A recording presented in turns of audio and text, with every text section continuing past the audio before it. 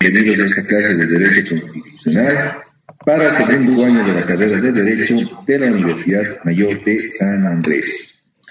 Estamos en el tema número 4 y espero concluirlo. Vamos a analizar la Constitución Social, un tema también importante, estimados amigos, y tenemos un material para presentar.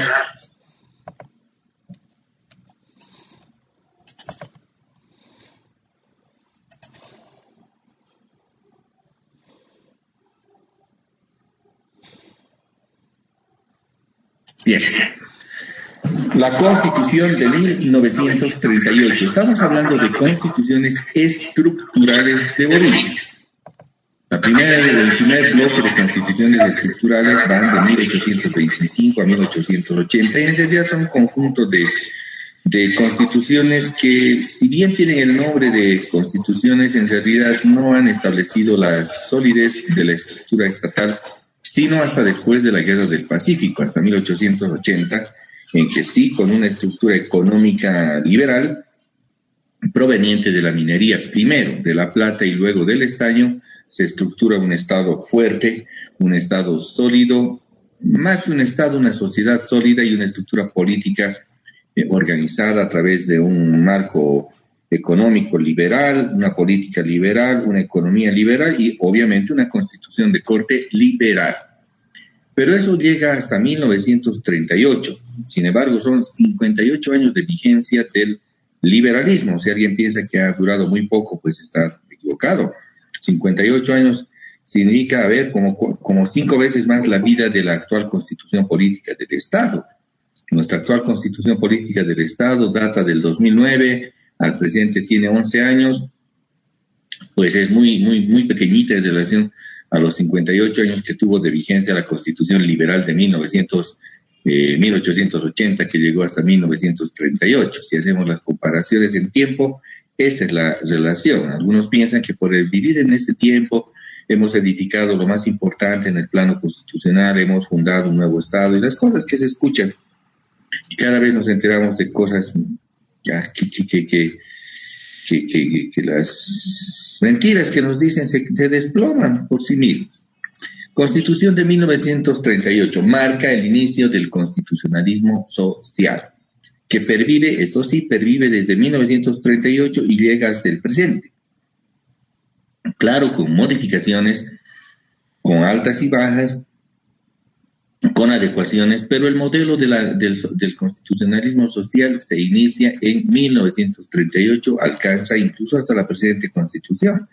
La actual Constitución no es sino un apéndice, un complemento de la Constitución de 1938, porque lo estructural pues está diseñado en la mencionada norma. ¿Y cuál es el origen de esta Constitución? ¿Cómo se organiza? ¿Cómo se funda esa Constitución? ¿Cuáles son las bases? Es incorrecto mencionar fundador, redactor, tanto autor, no puede ser así. Las constituciones son el producto de procesos políticos, con múltiples actores y múltiples intereses, múltiples eventos que han hecho posible su existencia. Y el principal evento para la existencia de la Constitución de 1938, sin lugar a dudas, es la Guerra del Chaco, suscitada entre 1932 y 1935, que enfrentó a Bolivia y Paraguay por el territorio del Chaco, por el petróleo y por la conectividad de Bolivia a la hidrovía Paraguay-Paraná, es decir, al río Paraguay. Esa fue, en mi entender, la verdadera guerra de Bolivia. Si analizamos en temporalidad, el Acre tuvo un breve periodo de defensa, lo mismo que el Pacífico, breve, porque no estuvimos en una guerra permanente de campaña. En cambio, en la guerra del Chaco sí, fueron 3 años sostenidos de guerra, 3 años en que además de verdad Bolivia se movilizó para la defensa de la heredad patria frente a un enemigo también, un enemigo digno de serlo. El Paraguay fue un digno enemigo, y si bien se dice que los intereses de la Standard Oil y de la Royal Dutch fueron los que determinaron por Bolivia el Standard y por Paraguay la Royal Dutch, el adjudicarse los pozos petroleros, esto no es tan cierto como vamos a ver luego. Pero claro, la historiografía barata, esa de Galeano, dice, tras los pliegues de ambas repúblicas estaban esas empresas petroleras, pero eso está bien para la poesía, para el análisis superfluo, no profundo de lo político. Por eso es la diferencia entre los sociólogos, los antropólogos y los historiadores, ¿no? Los historiadores van a partir de los hechos reales y en cambio los sociólogos y antropólogos van a partir de análisis que emergen de su propia interpretación de la realidad.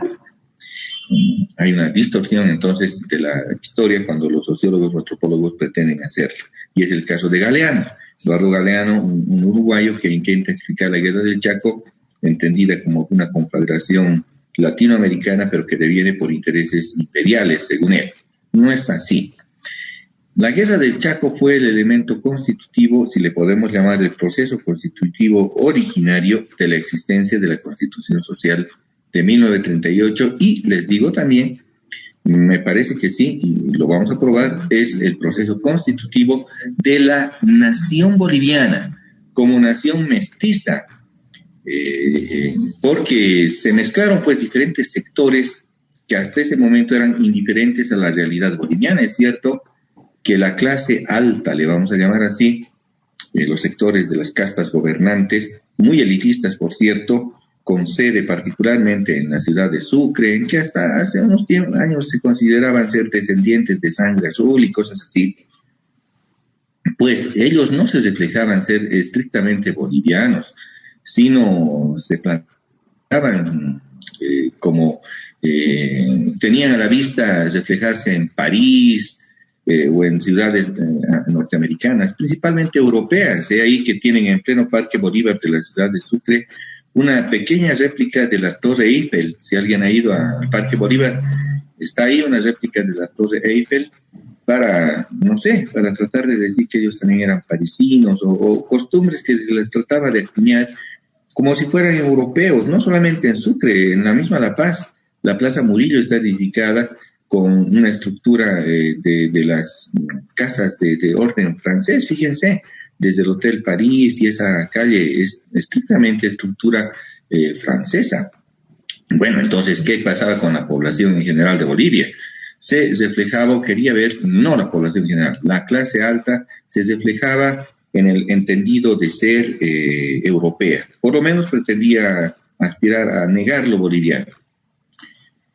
Y en el mundo indígena no se identificaba con Bolivia, se identificaba con los sectores indígenas, con las rebeliones indígenas, que fueron además permanentes los levantamientos en Tupac Katari, posteriormente en la guerra federal, el hecho de Zárate-Vilca. Entonces ellos mantenían una identidad que pretendía ser indígena. Hoy siguen existiendo esos rebrotes del indigenismo versus Bolivia y de la clase alta versus Bolivia. Se puede reflejar en dos posturas extremas. La postura actual de constituir o reconstituir el Collasuyo, niegan la bandera boliviana, nunca manejan la bandera boliviana, puras huipalas, como si no fueran bolivianos ellos, ¿no? Y al otro lado, el extremo del separatismo cruceño como nación K. Entonces, esta pugna siempre ha existido. Pero en el momento en que se identifican como bolivianos todos, y como bolivianos en realidad el mestizo, el cholo es el mestizo boliviano y el verdaderamente identificado como boliviano. Y además somos la mayoría, los mestizos. Eso, por ejemplo, en la literatura se refleja en las obras de Jesús Lara, en el Repete, porque el oficial blanco, el sargento, el suboficial cholo y el soldado indígena, todos ellos estaban en defensa de la heredad patria en la guerra del Chaco. Las balas del enemigo, los proyectiles de los paraguayos, pues no hacían diferencia entre si se trataba de un blanco, un indígena, un cholo, mestizo, de nada. Al final para ellos todos éramos bolivianos y todos les llamaban a decir de lo que indicaba Augusto Céspedes, sangre de mestizos. La nación boliviana, esa nación mestiza, se acuña en 1938. Y nos da la identidad hasta el presente, con algunas alteraciones, claro, de que aún hay propensión de algunos sectores minoritarios para tratar de reconstituir el Collasuyo por un lado y la nación Camba por el otro. Pero en lo central, la mayoría de quienes habitamos este territorio somos bolivianos y nos identificamos como tales. Eso, sin embargo, no era evidente hasta 1938, en que la identificación era extranjera o muy remota, ancestral. Bueno, la Guerra del Chaco unifica criterios y da también como resultado posterior la generación de lo que es Nación Boliviana. La conducción de la guerra fue pues catastrófica. Cuando el propio presidente, por mandato constitucional, efectivamente tenía el cargo jerárquico de ser capitán general de las Fuerzas Armadas. Pero eso era simplemente un cargo de reconocimiento jerárquico. Obviamente que el teatro de operaciones tendría que ser dirigido por los militares, o por el comando en jefe de los militares, pero Salamanca, el presidente Salamanca, presidente de 1932, pensaba de verdad en ser un estratega militar, y él conducía o pretendía conducir al ejército casi todo el tiempo en contraposición de lo que sostenían sus generales. De ahí que tuvo permanente pugna con sus diferentes comandantes, con Osorio al momento inicial de la guerra, posteriormente con Hans Kunt, porque ante la primera derrota grande que tuvimos en Boquerón, se tuvo que convocar a un general, Hans Kunt, que ya años antes había estado en Bolivia, un general alemán, pero que era tropero, no tenía estrategia, y lo que pensaba de la guerra era enfrentarse por trincheras, y ahí las muertes que tuvimos. Posteriormente, hasta 1933, fue aquello en que en verdad fue derrotada Bolivia, y ya para 1933, noviembre, diciembre, la mayoría del ejército boliviano fue capturado en Campo Vía. Eso se le conoce como el desastre de Campo Vía a fines de 1933. La cuarta y la novena división, que es decir, el grueso del ejército boliviano, fueron capturados por Paraguay. Paraguay celebró la victoria. Incluso se le otorgó un plazo a Bolivia para que pueda capitular. En fin, se pensaba que la guerra había concluido. Bolivia reconstituyó un nuevo ejército para 1934. Comenzaron nuevamente nueva campaña y se designó como comandante a Peñaranda, Enrique Peñaranda. Y nuevamente los retrocesos del comando boliviano, siempre en pugna con el presidente Salamanca, que se creía el verdadero conductor de la guerra, llevaron hasta una serie de retrocesos territoriales. De eso no podemos negar. Fue un conjunto de retrocesos territoriales hasta que el Paraguay se lanza de verdad contra los pozos petroleros de Bolivia, a capturar los pozos petroleros de Bolivia. Es la contraofensiva, es más bien la ofensiva del Parapetí, que organiza Félix Estigarribia, que además era comandante del ejército paraguayo, un héroe paraguayo, y además hay que reconocerlo, un gran conductor militar del ejército paraguayo, José Félix Estigarribia. A diferencia de lo que sucedía en Bolivia, en que el presidente y su comando estaban en permanente pugna, al otro lado de Paraguay, el presidente Eusebio Ayala, así se llamaba el presidente paraguayo, dijo que no se iba a entrometer, no se iba a entrometer en la conducción de guerra. Y dejó librado a su comandante, José Félix Estigarribia, que condujera como él considere el avance de la guerra. Y fue efectivo, claro, teniendo libertad de acción. José Félix Estigarribia logró una ofensiva importante, llegando a las proximidades de Santa Cruz. De hecho, Camiri estaba amenazada. Charagua, boliviana, fue tomada por el ejército paraguayo, pero luego Bolivia, a fines de 1934, se reorganizó, y ya para inicios de 1935 comenzó lo que se llama la contraofensiva del Parapetí y la defensa de Villamontes. En lo militar, la contraofensiva del Parapetí significa la expulsión del ejército paraguayo de la zona petrolera boliviana. Los expulsamos de la zona petrolera, fuera Paraguay. Por el otro lado, la defensa de Villamontes marcó la principal derrota del ejército paraguayo. Paraguay fue derrotada en cuanto a su ejército fue derrotado en cuanto a la pretensión de hacerse de Villamontes. Imagínense dónde quería estar Paraguay, en Villamontes, pero fueron derrotados. Fue su más catastrófica derrota, la batalla de Villamontes.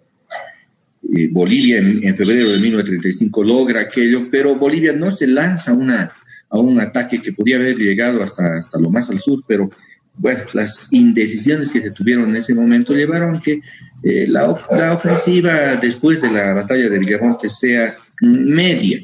Pero claro, se notaba que podía Bolivia seguir avanzando al sur, y por eso Argentina, que era en realidad un aliado diplomático de Paraguay, y era mediador en el asunto, interesante, un árbitro bombero, podemos llamarle actualmente, ¿no?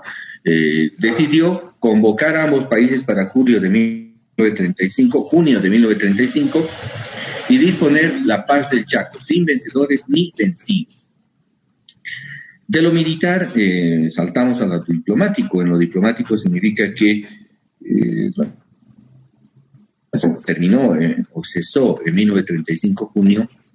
En lo diplomático fueron 3 años más de encuentros, de líneas demarcatorias, y al final se consolida la frontera boliviano-paraguaya en los tratados de 1938 suscritos por el entonces presidente Víctor Germán Buch Becerra, que permiten a Bolivia hacerse consolidar de la zona petrolera y lograr su acceso al río Paraguay en 48 kilómetros. Somos un país que somos ribereño del río Paraguay. Hoy se llama eso Hidrovía Paraguay-Paraná, que una navegación de este río permite el acceso al Océano Atlántico, desemboca en el Océano Atlántico. Bolivia es parte de ello. Bolivia no está aprovechando plenamente aquello. Es más, Puerto Buch, que tenemos en esos 48 kilómetros, no está habilitado. Bolivia está utilizando puertos más al norte, el puerto Jennifer o Quijás lo estamos utilizando, cuando no tienen acceso directo a la hidrovía Paraguay-Paraná. Se tiene que navegar el canal de Tamengo, que es un pequeño riachuelo, que no es pequeño, pero es un riachuelo, así le llaman, más al norte, más bien en el departamento de Santa Cruz, para llegar a nuestro abandonado Puerto Buch, que podría ser el ansiado puerto que nos vincule a las aguas internacionales. No hacemos uso de ello porque no tenemos visión estatal todavía de poder llegar a ese destino logrado. No nos digan que el proceso de cambio ha logrado aquello. Eso ha logrado los héroes del Chaco, como también el gas y el petróleo del cual disfrutamos en la actualidad. Fue logrado con la sangre y heroísmo de los héroes del Chaco, ese tipo de mestizos que se mezclaron para la defensa de la heredad patria. Ellos son los que de verdad han constituido Bolivia. Para ellos no existe otra bandera que el rojo. No puede existir más que una bandera, porque ellos lucharon por ella y consolidaron la heredad patria. Ese es el proceso constituyente del cual derivó entonces la Constitución de 1938. Si notamos, y el conflicto terminó militarmente en 1935, y en Bolivia estuvo en 1935, incluso hasta 1936, como presidente José Luis Tejada Sorzano, que sucedió a su vez a Daniel Salamanca. José Luis Tejada Sorzano fue derrotado en un golpe de Estado protagonizado por David Toro. Y David Toro lo que hizo en un año de gobierno fue la nacionalización del petróleo, nacionalizar la Standard Oil, y puso en funcionamiento, fundó yacimientos petrolíferos fiscales bolivianos. David Toro. Y quien consolidó esas medidas fue Germán Becerra. En sus 2 años de gestión se logró consolidar ese concepto petrolero boliviano. Miren, si no lo hubieran hecho, hoy hubiéramos estado, no sé, en situación al no poder tener un ingreso, pero bueno, lo hizo y bien los héroes del Chaco, Toro, Buch y los demás que sucedieron y configuraron el orden social. Obviamente que incluso antes de la guerra del Chaco, ya se venía los estertores, ya era evidente que el liberalismo había entrado en crisis, que estaba el constitucionalismo liberal ya estaba moribundo. Es así que para 1931, después de la intentona de prórroga del gobierno de Hernando Siles Reyes, Hernando Siles Reyes fue presidente entre 1926 y 1930, pero quería prorrogarse.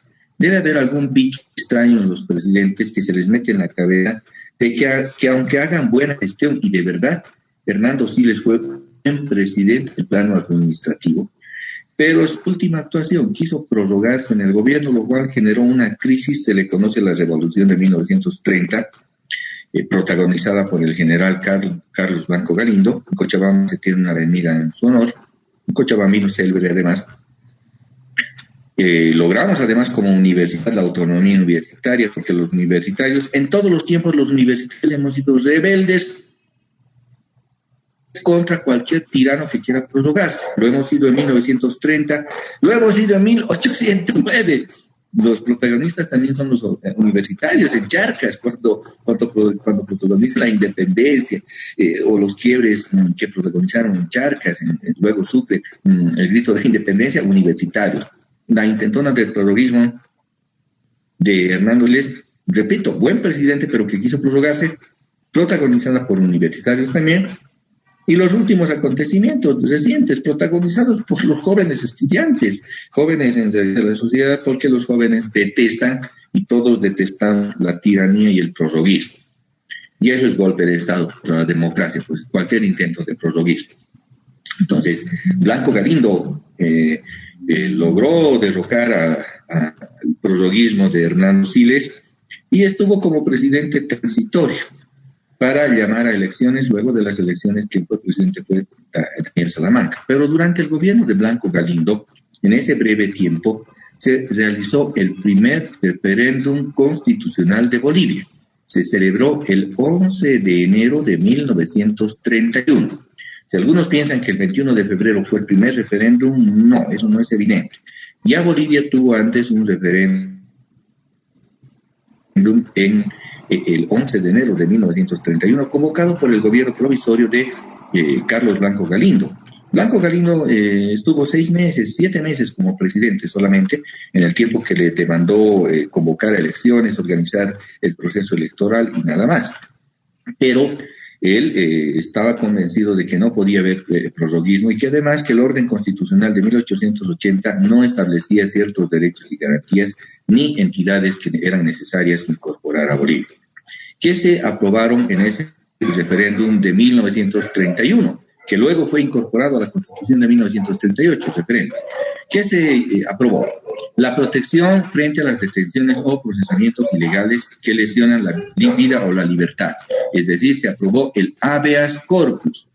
Hoy tenemos esa protección de los actos ilegales, frente a actos ilegales, persecuciones indebidas,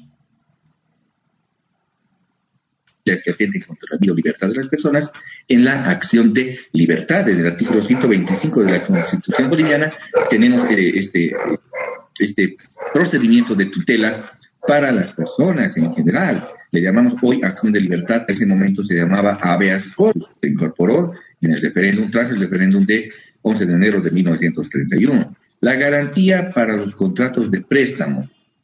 ¿Y por qué?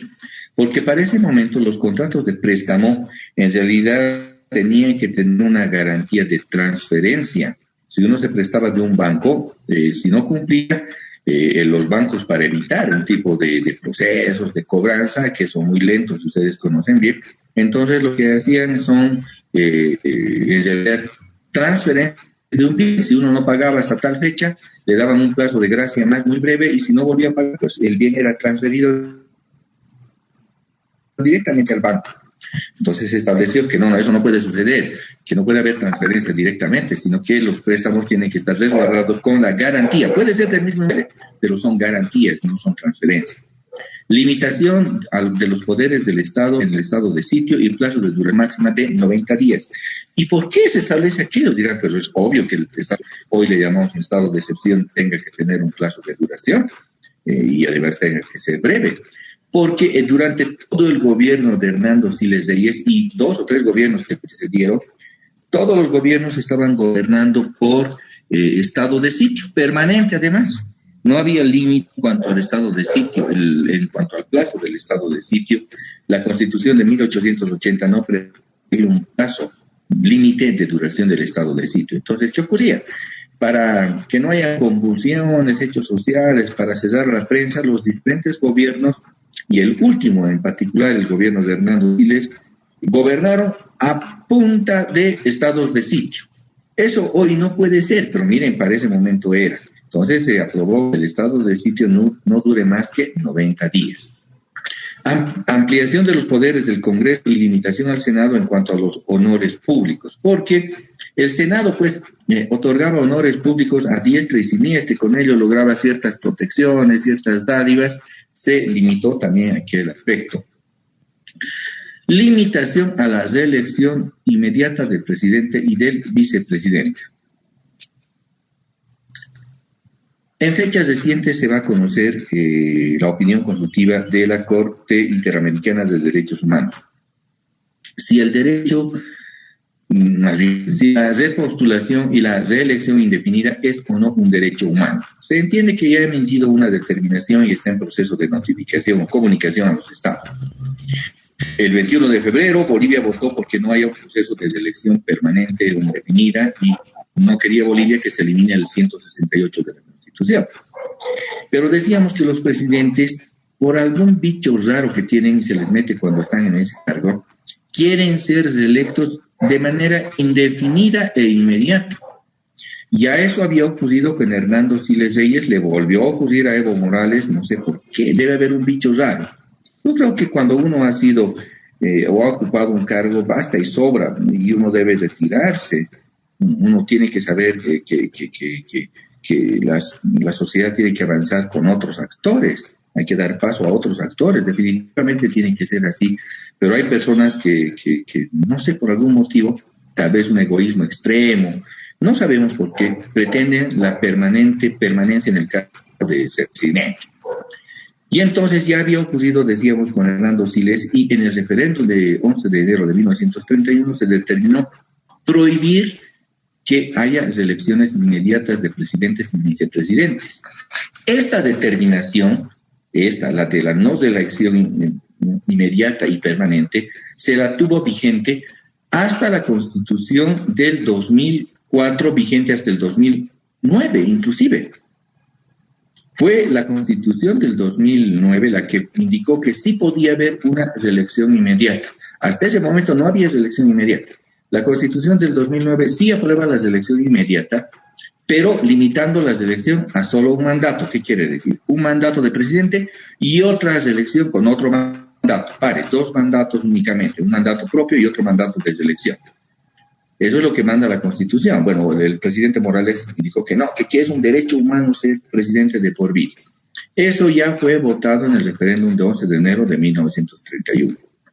También se incorporó como un régimen de control, ya que no había control gubernamental. Había dicho que la Constitución de 1880, al ser una constitución de corte liberal, pues no ejercía una labor regulatoria o de control del Estado. Entonces, primero con el nombre de Tribunal de Cuentas y posteriormente con el nombre de Contraloría General de la República, se estableció la incorporación de la Contraloría General, que ya estaba funcionando. Hernando Siles hizo posible la creación de la Contraloría General de Ley y ahora se la estaba elevando a cargo, más bien a rango de constitucional, la existencia de la Contraloría General para que pueda controlar la administración y el gasto gubernamental. Obviamente no, no puede ser dispendioso, no puede ser a mano abierta, no tiene normas para funcionamiento la parte administrativa estatal. Los políticos, pues los habladores, los demagogos, cuando ocupan cargos recién se enteran de que habían habido normas administrativas y que no pueden hacer todas las maravillas que prometieron, porque el aparato estatal tiene que conocerse para su manejo, y quien pretende saltarse el manejo estatal, quien le mete nomás y luego los abogados lo van a solucionar, unos años después va a terminar en San Pedro o en otras cárceles del país, o peor aún, digo peor aún porque la de la cárcel puede tener un margen de temporalidad de 5 años, pero les puede perseguir la responsabilidad civil, que esa es imprescriptible, es de por vida, y no tienes cuentas, y si tus ingresos son cada vez detenidos, ¿cómo vas a vivir?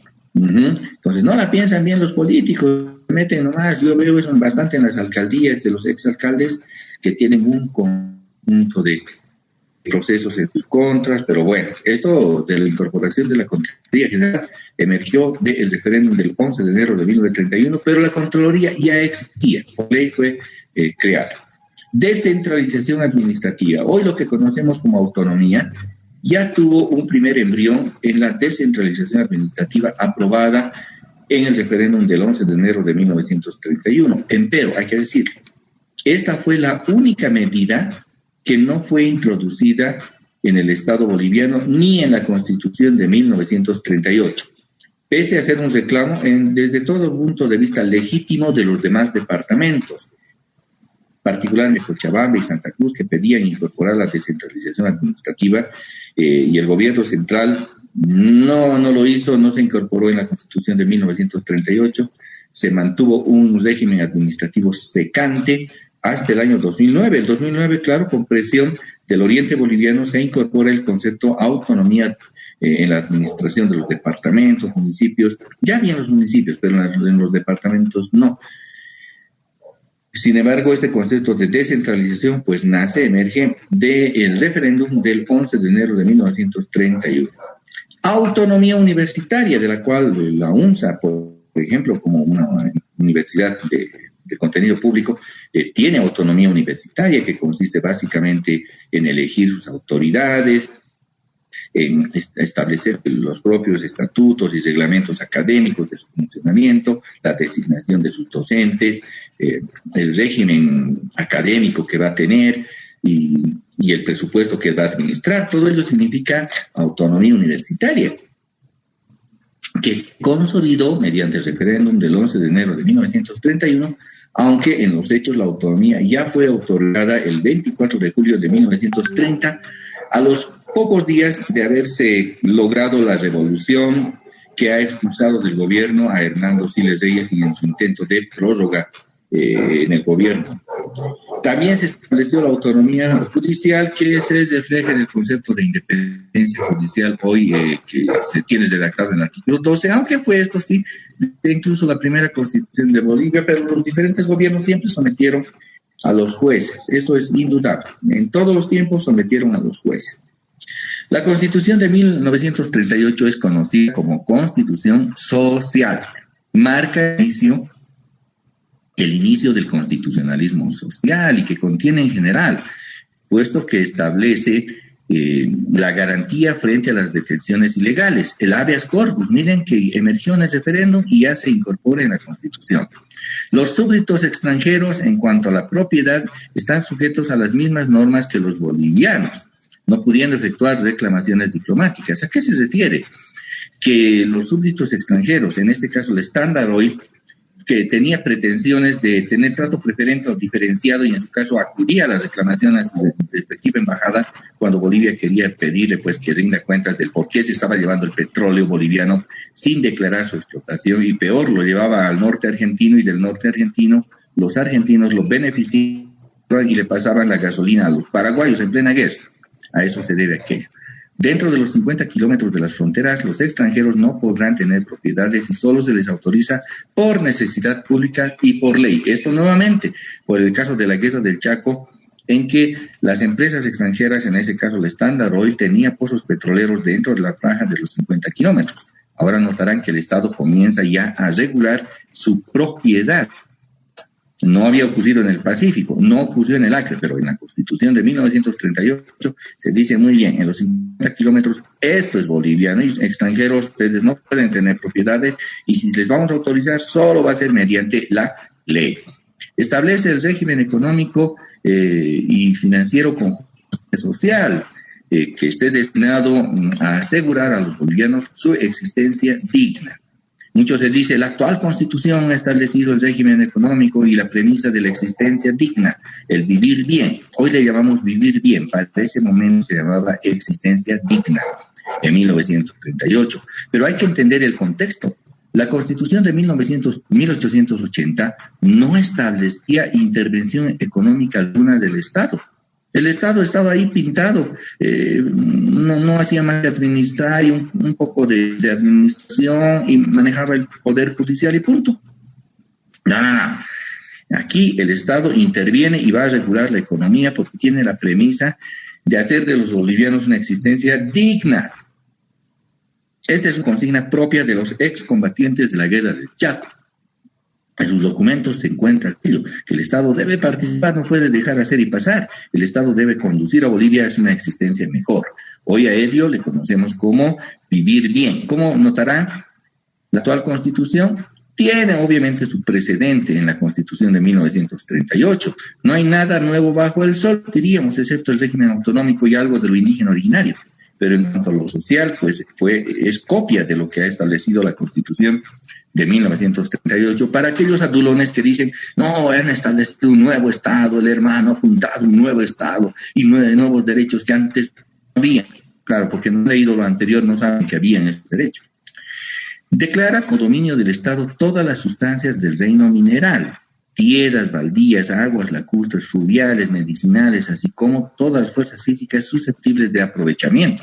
Como notarán, el régimen protectivo de los recursos naturales ya estuvo vigente en la Constitución de 1938. No es ninguna novedad, porque están acostumbrados los políticos a decir, en la Constitución del 2009, dignamente hemos establecido un nuevo régimen. No, eso viene de la Constitución de 1938.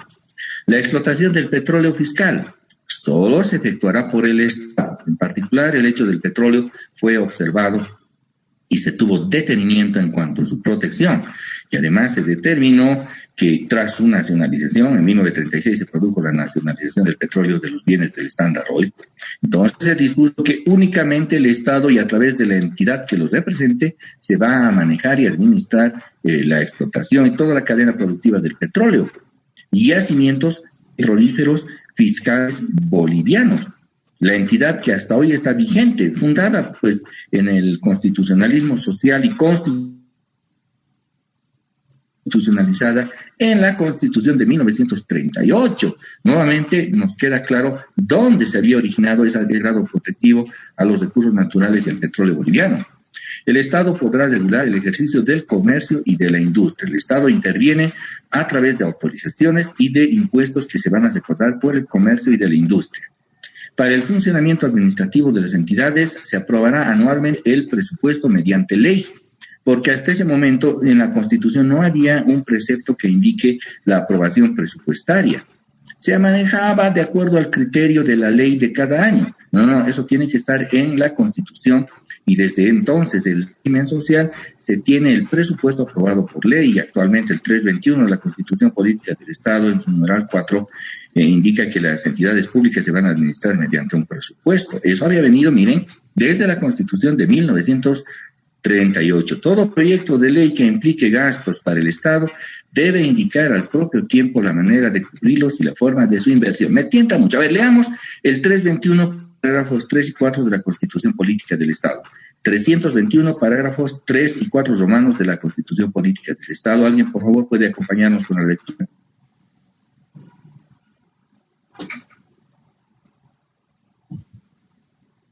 Doctor, buen día, ¿se me escucha? Buen día, adelante, por favor. Artículo 321, parágrafo 3. El órgano ejecutivo presentará a la Asamblea Legislativa Plurinacional, al menos 2 meses antes de la finalización de cada año fiscal, el proyecto de ley del presupuesto general para la siguiente gestión anual, que incluirá a todas las entidades del sector público. Parágrafo 4. Todo proyecto de ley que implique gastos o inversiones para el Estado deberá establecer la fuente de los recursos, la manera de cubrirlos y la forma de su inversión. Si el proyecto no fue de iniciativa del órgano ejecutivo, requerirá de consulta previa a este. Gracias.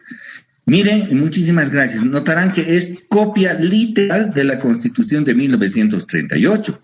Y ahí que los demagogos actuales que dicen, es la única Constitución, la del 2009, la que ha establecido esto, dicen, ¿no? Miren que es copia de la Constitución de 1938. Nunca antes se ha establecido eso. Pues que no han leído la Constitución de 1938. Sinceramente, ese es un contrasentido contra todo conocimiento que pueda existir. La deuda pública se encuentra garantizada, obviamente, cuando Bolivia accede a un crédito internacional o crédito interno, tiene que cubrir la mencionada deuda, está garantizada y tiene que cubrir a las formas de su préstamo. Siendo préstamo, además, genera una tasa de interés, porque ninguna entidad, por más solidaria sea, pues le va a prestar a un Estado sin una tasa de interés. En realidad, el objetivo de un préstamo es que la entidad financiera sea beneficiada con una tasa de interés. Yo no sé, no me explico por qué hasta el presente se protesta contra el Banco Mundial y el Fondo Monetario Internacional. Se dice, soberanamente hemos logrado su expulsión. A ver, cuando un ente financiador te presta, si me presto al banco y el banco me va, y además me va a dar con sus créditos su interés, que es muy alto. Yo sé que estoy acudiendo al banco porque tengo necesidad. No voy a decir luego, no le voy a pagar porque usted es un malvado, es un imperio. Así como los ciudadanos, Juan Pérez, que debe al banco, tiene que pagar, y si no paga, pues le van a ejecutar sus bienes. Las entidades financieras internacionales como el Banco Mundial, el Fondo Monetario Internacional y cualquier entidad que otorgue crédito le va a cobrar al Estado boliviano. Y está bien que le cobre, no le va a regalar, porque si le ha prestado, eso ha hecho, préstamo, no obsequio. Entonces le va a cobrar a una tasa de interés. El endeudarse significa que está adquiriendo un compromiso de pago de obligación. Entonces mal se puede decir que no se va a pagar, que constituye un acto de soberano haber expulsado. Nos convertimos en el orden internacional en un estado default, se llama eso un estado insolvente. Y obviamente la comunidad internacional crediticia ya no nos va a prestar. Está mal eso de decir expulsamos por actitud soberana. Cuando si somos serios, pues vamos a honrar nuestras deudas. Así tiene que ser. Se norma constitucionalmente la existencia de la Contraloría General. Habíamos dicho que se incorporó en el referéndum, pero ahora está dentro del texto de la Constitución la Contraloría General como ente que logrará el control de la administración gubernamental, tanto en la parte financiera como en la programación de operaciones y todos los sistemas que tiene. Hasta el presente tenemos la ley número 1178 que se denomina Ley de Administración y Control Gubernamental. Por eso se llama control gubernamentales y de administración y control gubernamentales, porque permite las normas de cómo se administra el aparato estatal y cómo se efectúa el control de la administración del aparato estatal. Para quienes quieran convertirse en abogados del área del derecho público, pues está abierta la ley 1178. No le llaman SAFCO porque no se llama así, se llama Ley de Administración y Control Gubernamentales. Es tanto así como si te llamaras Víctor Hugo y de pronto te comienzan a decir Pepe, y no sabes por qué te dicen Pepe. Porque todos te dicen Pepe, entonces todos le dicen SAFCO, entonces nosotros también le vamos a decir SAFCO. No, llamemos las cosas como son. Ley de Administración y Control Gubernamentales, la ley 1178 de 20 de julio de 1990.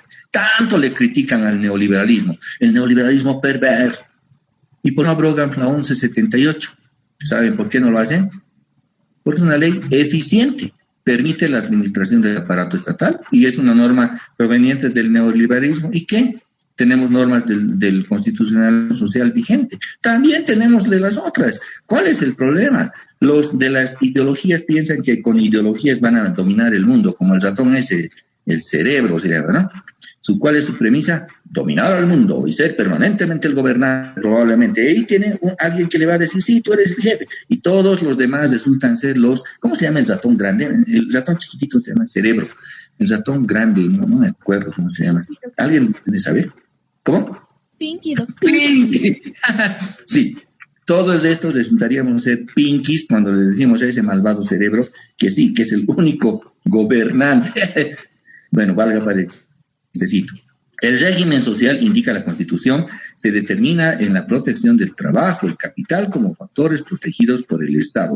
Muy avanzado su régimen económico para ese momento, porque al proteger al trabajo, al trabajador y al capital también se protege al empleo, que es el empleador, y al trabajador. En nuestra Constitución, de la misma manera, están protegidos ambos sectores. Se establece que a través de una ley se regulará el seguro obligatorio de enfermedad, accidentes, paro forzoso, desahucios, indemnizaciones, jornada máxima, salario mínimo, trabajo de mujeres, de menores, de las vacaciones anuales. Todo lo que establece el 48 de nuestra actual Constitución deviene también del constitucionalismo social. Ahí los laboralistas en algunos casos nos dicen que saben el tema, yo no sé por qué dicen, no, la Constitución del 2009 ha establecido nuevos derechos laborales de protección a los trabajadores. Mentira. Ya fue la Constitución de 1938, y peor aún, para refrendar aquello. La Ley General del Trabajo fue hecha en función de este precepto constitucional de la Constitución de 1938, y por eso la Constitución es de 1938 y la Ley General del Trabajo, que fue aprobada con su nombre verdadero, Código del Trabajo, entró en vigencia en Bolivia desde 1939. Ya tiene 82 años nuestra ley general del trabajo. ¿Y quién la ha hecho? Pues los gobiernos del proceso de cambio, lo hizo más bien el gobierno de Germán Busch Becerra. Obviamente que emerge del constitucionalismo social, la Ley General del Trabajo. A nuestros laboralistas habría que preguntarles esa aclaración que tanto les gusta, como han sido ministros del EVO, decir, no, la nueva Constitución es la que establece. Falso. Eso ya estaba en la Constitución de 1938. Además establece que el Estado fomentará la organización de cooperativas. El régimen de cooperativas que está en la Constitución ya estaba también en la Constitución de 1938. El Estado dictará medidas protectivas de salud, vida de los obreros, empleados y trabajadores campesinos. Velará porque estos tengan viviendas saludables, promoverá la construcción de casas baratas, así indica. Velará por la educación técnica de los trabajadores manuales. En fin, significa el régimen de protección de la seguridad social. ¿Qué les parece? Y en cuanto al régimen de vivienda, que ahora se ufanan en decir que ese sí no existe, falso. Se garantiza la libre organización y sindicalización. Ahí que la sindicalización se las reconoce porque gran parte de los obreros fueron parte también del ejército boliviano que combatió en el Chaco y reclamaron y lograron que existe el reconocimiento al sindicalismo, a su libre organización y la tutela que debe existir a los dirigentes sindicales. Se reconoce el contrato colectivo de trabajo, está en la Constitución Política del Estado y en la Ley General del Trabajo. Estamos hablando de la Constitución de 1938. Se reconoce el derecho a la huelga como medio de defensa de los trabajadores.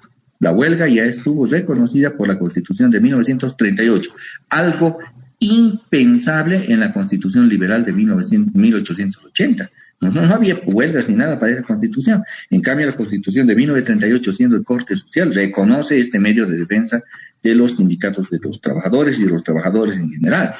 Se determina la participación de los obreros en los beneficios de las empresas. Esto es lo que se llama la prima anual. En materia laboral van a llevar ustedes la prima. Pero miren que ya había estado constitucionalizada en la Constitución de 1938. El Estado, mediante tribunales u organismos especiales, resolverá de los conflictos entre patrones y empleadores. A ver, me tienta nuevamente. Leamos el artículo 50 de la actual Constitución, si no me equivoco. 50 de la actual Constitución.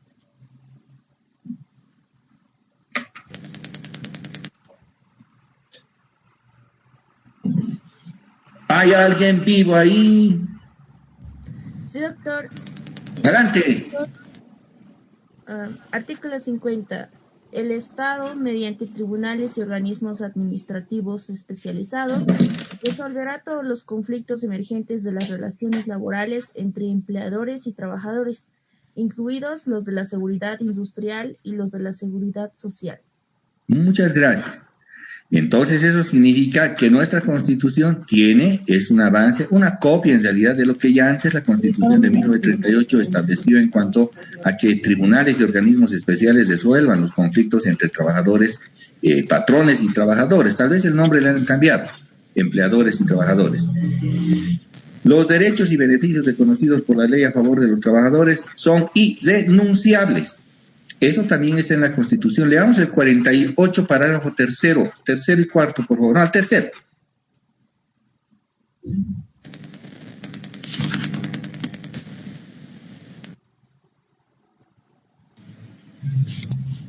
Los derechos y beneficios reconocidos en favor de las trabajadoras y trabajadores no pueden denunciarse y son nulas las convenciones contrarias o que tienden a burlarse sus efectos.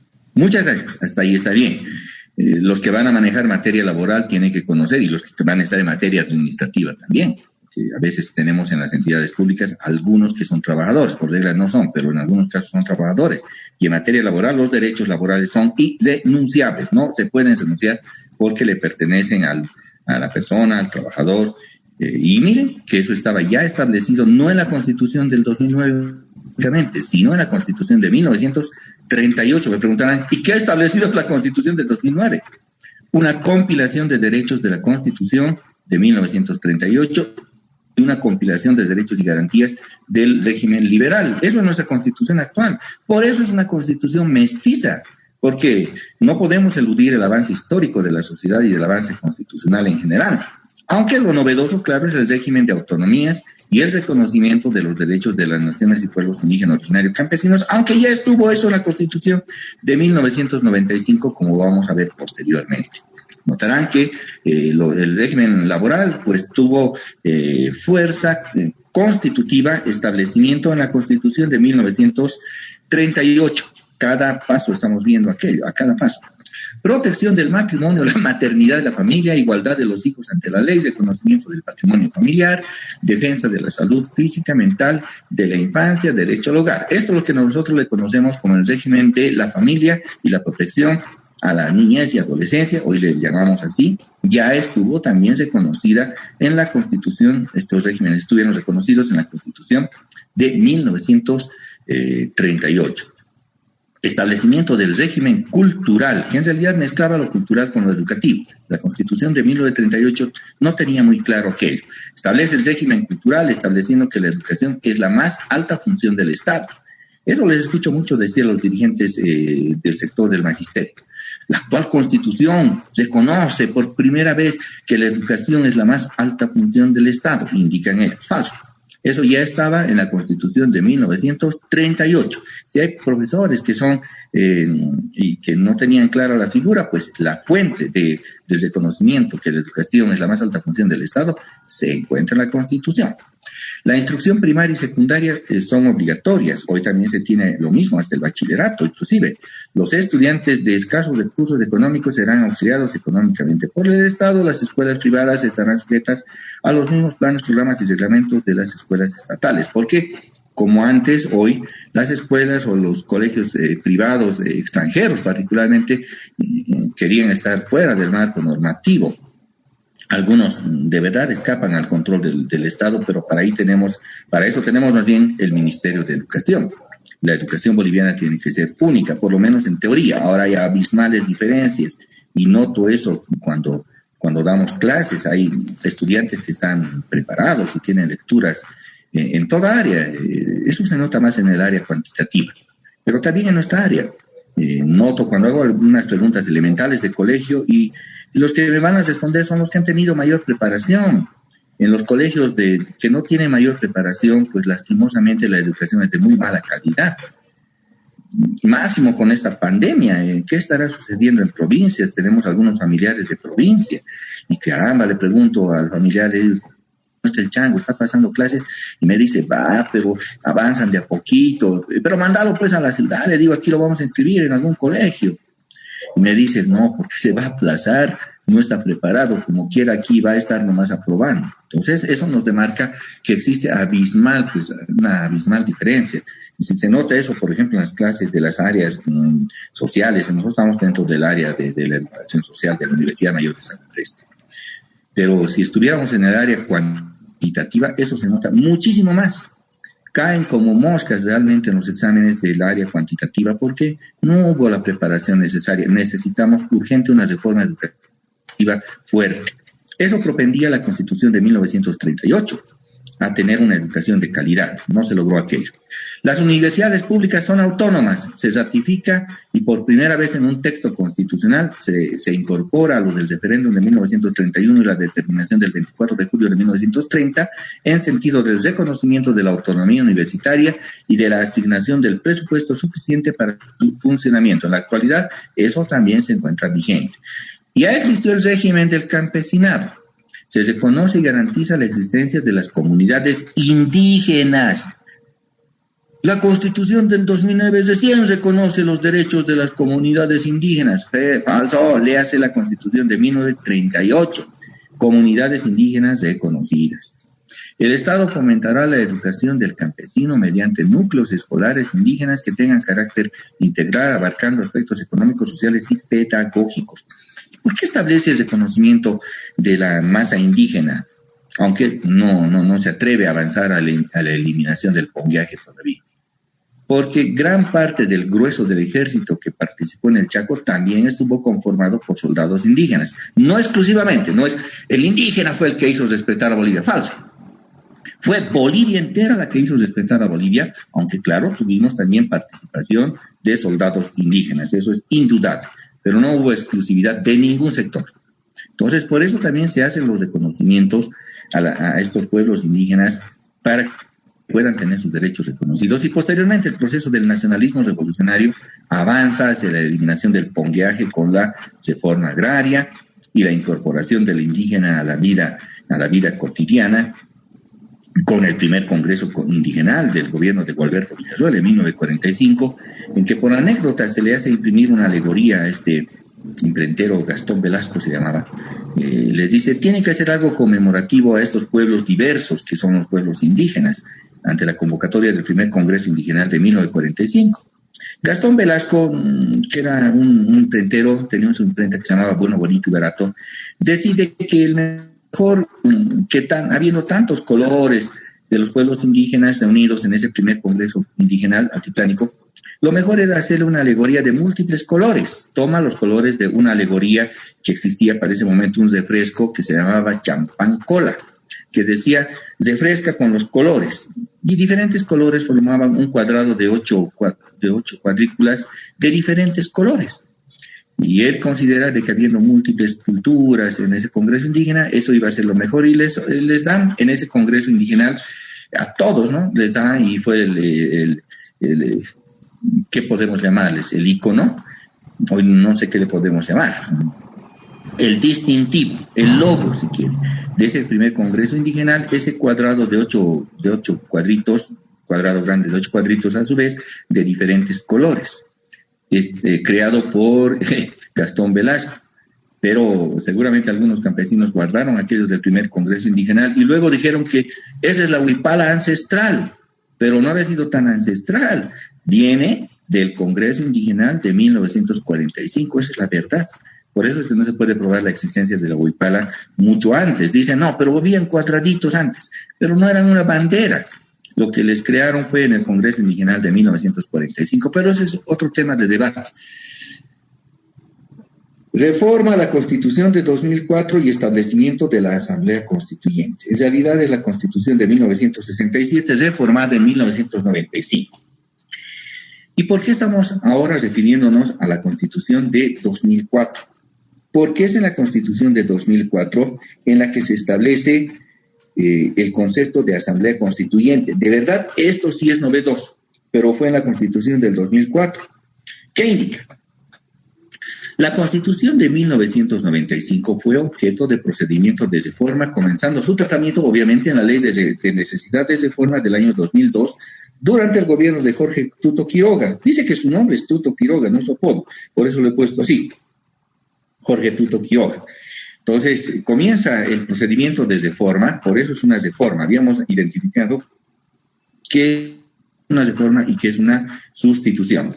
Y en Bolivia solo existieron 5 procedimientos de reforma. Reforma quiere decir modificar una constitución sobre la base del procedimiento de la anterior constitución, siguiendo el procedimiento. Por eso no es correcto decir Bolivia tuvo 19 reformas constitucionales, porque en realidad Bolivia tuvo solo 5 procesos de reforma apegados a lo que establecen sus procedimientos constitucionales, nada más. Entonces, esta constitución, la de 1995, que fue también reformada mediante procedimiento constitucional, luego, nuevamente por procedimiento constitucional, fue reformada el año 2004. Y fue reformada en ese periodo final de Quiroga y el inicio de Sánchez de Lozada, pese a que Tuto Quiroga se encargó de hacer una consulta al Tribunal Constitucional para que emita una declaración constitucional en que se decía que no puede ser incorporada a la Constitución la Asamblea Constituyente por ser contraria al régimen democrático de gobierno. Eso dijo el Tribunal Constitucional. Y entonces, ¿qué teníamos?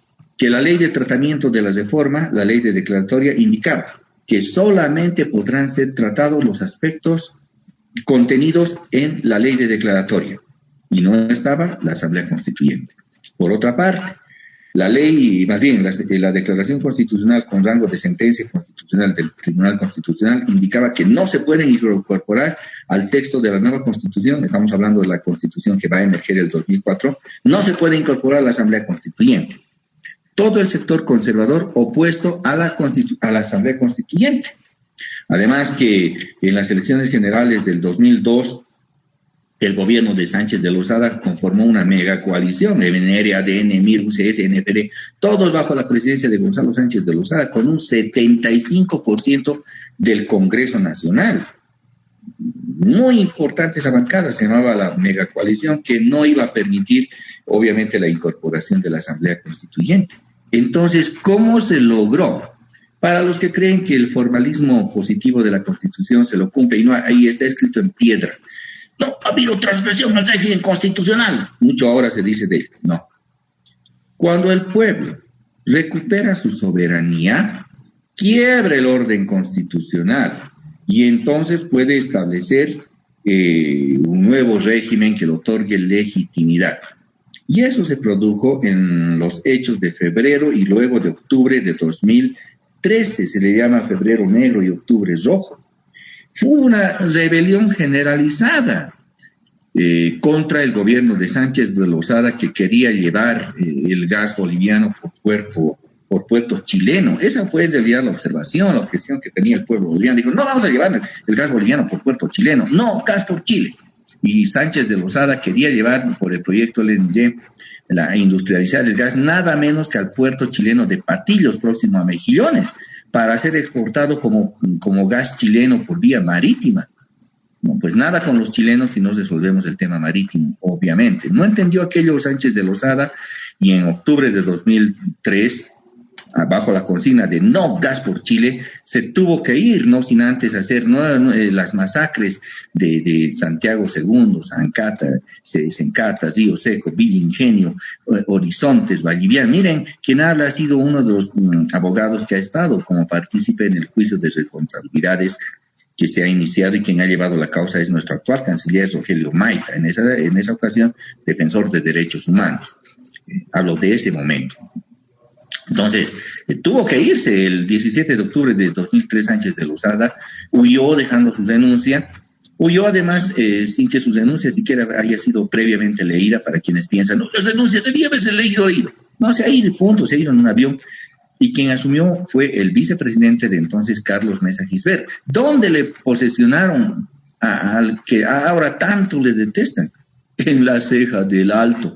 En el Alto fue posesionado Carlos Mesa por la población alteña, que le proclamaba además a este Mesa. ¿Cómo no se distorsiona hoy la verdad? Que no, que él era el masacrador, se le dice. Ellos, los alteños, le estaban posesionando a Mesa. Bien, pero ya volviendo a la reforma. El tratamiento de la reforma volvió al tapete de discusión en enero del 2004. Y obviamente que habían dos obstáculos grandes.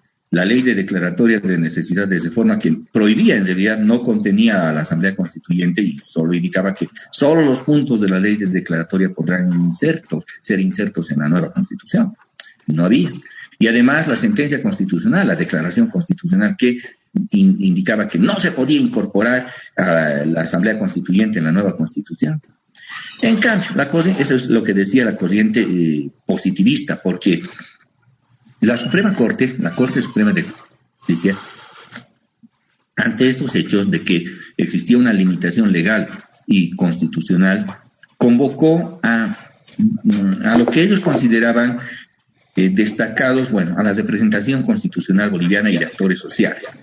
Entonces, la Corte Suprema, en enero de 2004, sí, tras los hechos de octubre, en enero de 2004, decidió convocar a representantes de los colegios de abogados, de las universidades y entendidos en materia constitucional, para que se tenga una posición. ¿Es posible o no es posible incorporar la Asamblea Constituyente dentro del texto de la Constitución que se viene en tratamiento? Esa fue la consulta que le hizo además el presidente Carlos Mesa a la Corte Suprema. La Corte Suprema convocó a un evento grande. Hemos concluido de la facultad los abogados constitucionalistas.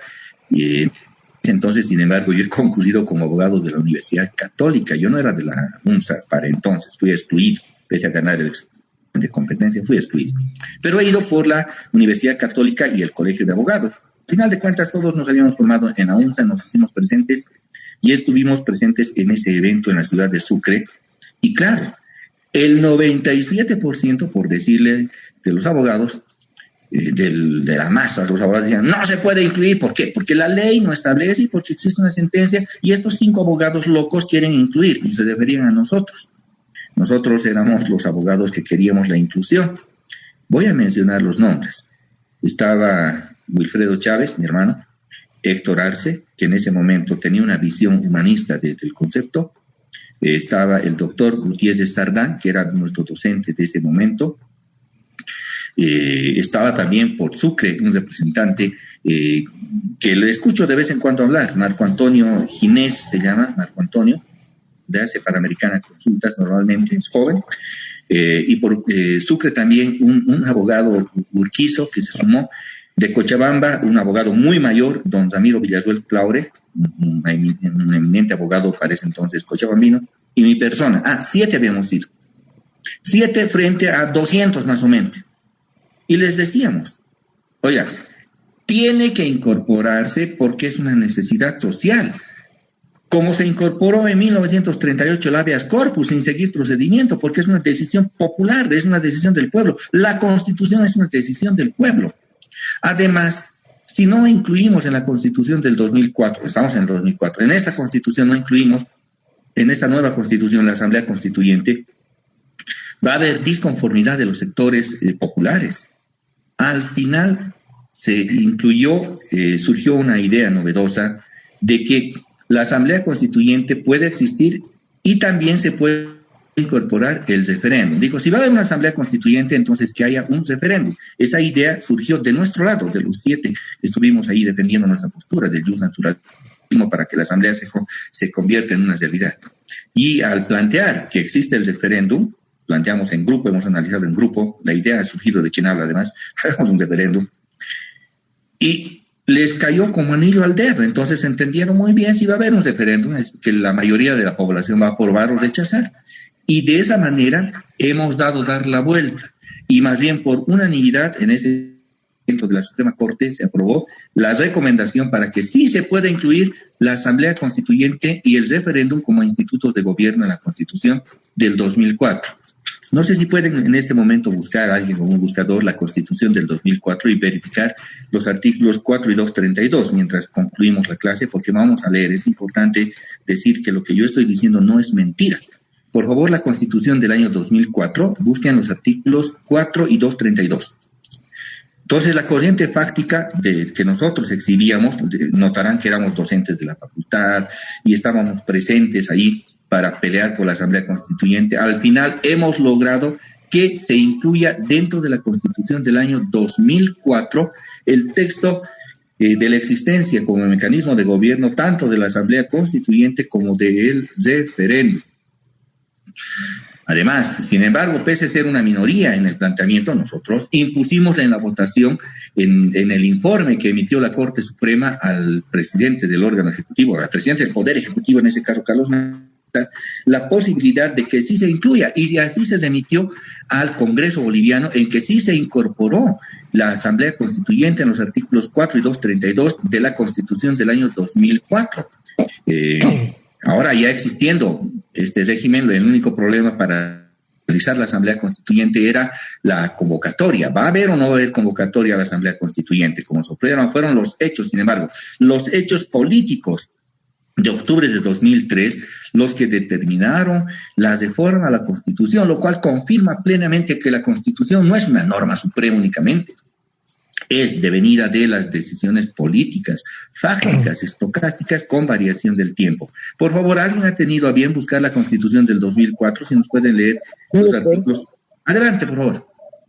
Artículo 4, primer punto. El pueblo delibera y gobierna por medio de sus representantes mediante la Asamblea Constituyente, la iniciativa legislativa ciudadana y el referéndum, establecidos por esta Constitución y normados por ley. Punto 2. Toda fuerza armada... Hasta ahí, al 232 ahora, al 232 si no me equivoco. Sí, doctor, el 232 habla de la reforma constitucional. Artículo 232. La reforma total de la Constitución Política del Estado es potestad privada de la Asamblea Constituyente, que será convocada por ley especial de convocatoria, la misma que señalará las formas y modalidades de elección de los constituyentes. Será sancionada por 2/3 del voto de los miembros precedentes del honorable Congreso Nacional, y no podrá ser vetada por el presidente de la República. Muchas gracias. Como notarán, el 4 y el 232 de la Constitución fueron incluidos porque fue una determinación de la voluntad del pueblo, y vamos a decir que la Constitución, por tanto, es una decisión política, no es solo una norma suprema, es una decisión política.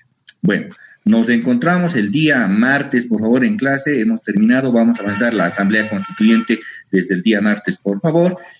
Tengan muy buenos días, a cuidarse en esta pandemia, estimados jóvenes. Pese a que hay reducción, desescalada, es el momento en que más nos debemos cuidar si queremos eliminar este bicho malvado. Un saludo cordial, hasta otra oportunidad.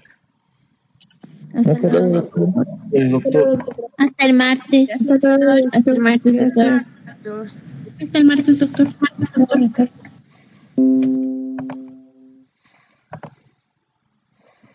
Estamos en el tema número 4 y espero concluirlo. Vamos a analizar si es posible o no es posible. Eso se proclamaba además este mes. En grupo hemos analizado. Entonces la corriente establece porque pero si estuviéramos en el área cuantitativa es